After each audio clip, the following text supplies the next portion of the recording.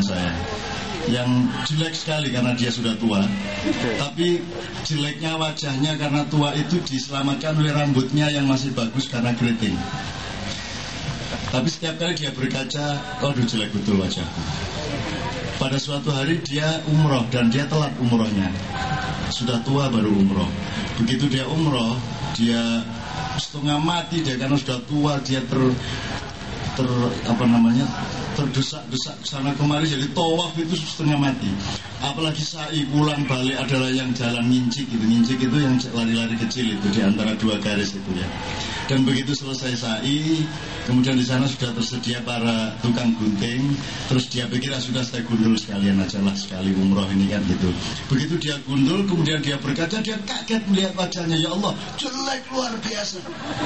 Dan dia mengatakan, ya Allah begitu buruknya rupaku, padahal engkau tidak mewajibkanku untuk memotong rambutku.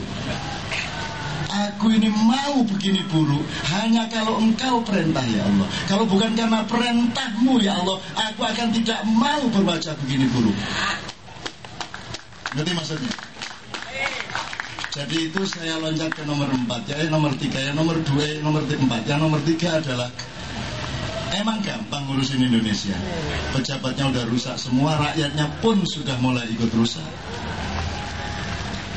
Seorang menteri dihapusin sama dirjen sama irjennya, dihapusin sama kepala-kepala bagiannya, dan begitulah ada ngapusi struktural dari atas ke bawah.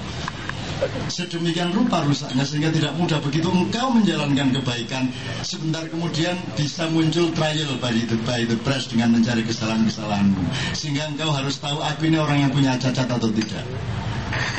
Gitu loh. Kalau begitu aku punya cacat, maka aku tidak akan berani melakukan sesuatu yang tadi dirindukan oleh Bang Rizal. Kenapa mereka tidak berani? Karena punya cacat. Karena dengan mudah akan diudek-udek, akan diapa-apain, dimain-mainin nanti untuk jadi kasus-kasus yang begitu. Jadi nggak gampang sama sekali. Jadi kalau saya ditanya sebagai profesional, nggak mau saya ngurusin Indonesia, enak aja. Hidup saya sudah nikmat, sudah beres, nggak ada masalah. Sekarang aku sudah umur tua begini disuruh beresin seperti ini. Semua orang teletek naik kabeh, buang tai semua, aku yang harus ngambilin itu tai untuk aku bersihkan ini republik. Nggak mau saya. Hanya kalau Allah memerintahkan aku mau berwajah buruk seperti itu. Dan begitu. Itu ya maksud saya ya. Artinya jadi saya tidak akan punya nafsu, tidak akan punya keinginan, dan itu akan saya tertawakan semua. Tetapi selama ini kan ya Allah itu ya aneh-aneh gitu loh. Tiba-tiba saya disuruh ke Pak Harto dan bilang, Pak Harto sudahlah sampai tidak usah jadi presiden. Saya tuh marah bener sama Harmoko, sama Golkar, sama TNI. Masa sampai disuruh jadi presiden terus? Tuh kan saya sebagai pecinta sampean kan tidak terima. Enak aja.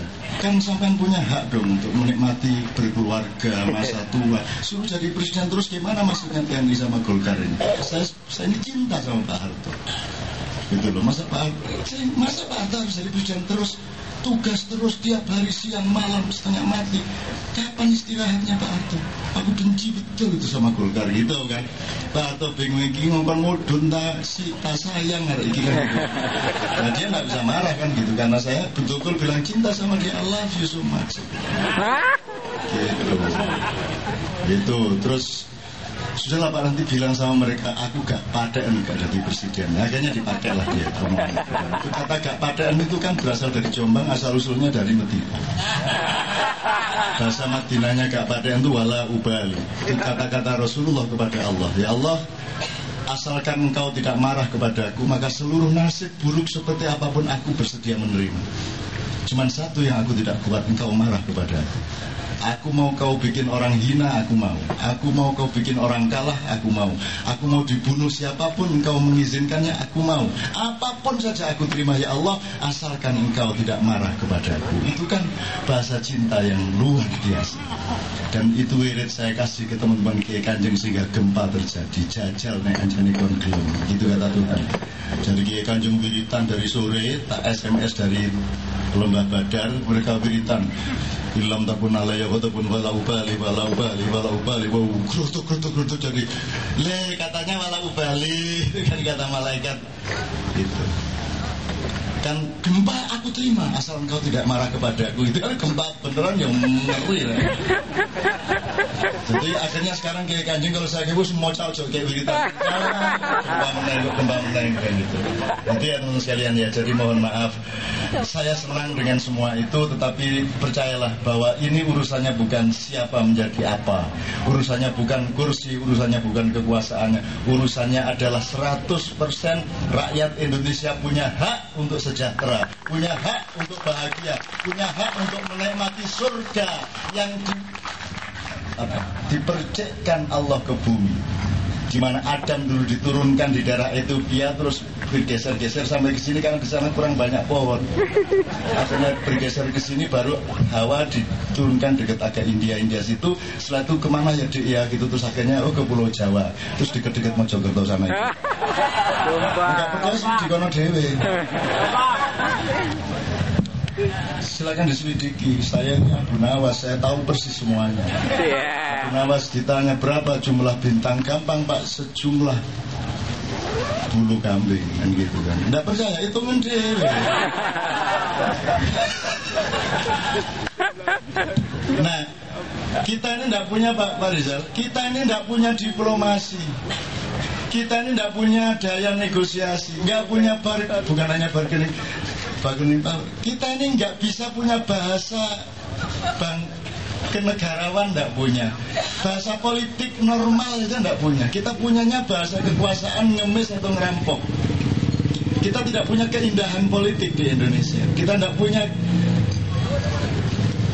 Zaman Bung Karno masih lumayan, zaman Pak Harto masih lumayan. Pak Harto mungkin tidak kelihatan berani, tapi kan pinter jegal. Kalau sudah rapat sama menteri, perdana menteri apa presiden di ASEAN gitu kan, dia suka jegal. Ya saudara-saudara begini ya, pokoknya kalau harapan saya sih sebaiknya ke utara, kan? Terima kasih, silakan bersidang, ya.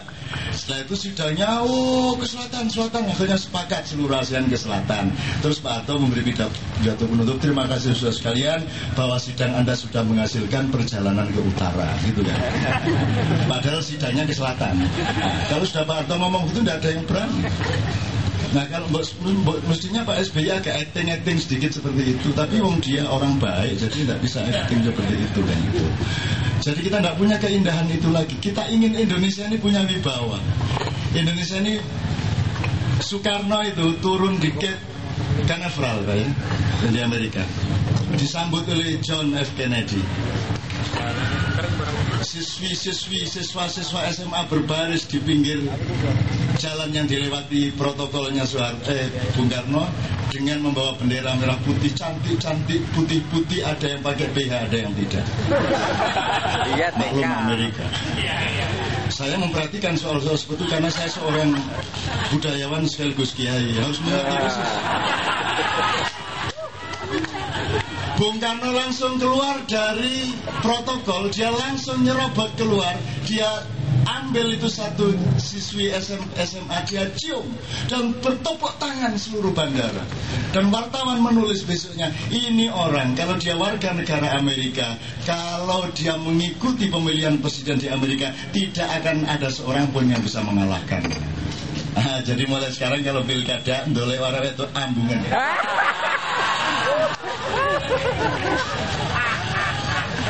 Oh Mbak Sule. Gitu ya, tapi anyway saya terima kasih sekali dan bersyukur kepada Allah Subhanahu wa taala. Teman-teman sekalian, ada satu keyakinan terakhir sekali Pak Rizal. Tidak ada yang sia-sia teman-teman sekalian. Ini Anda sedang memperbesar hutangnya Allah kepadamu dan kepada anak-anakmu. Engkau ikhlas sampai jam 3 pagi seperti ini, Allah berhutang kepadamu. Dan percayalah, nanti anakmu akan lebih sejahtera dari yang seharusnya.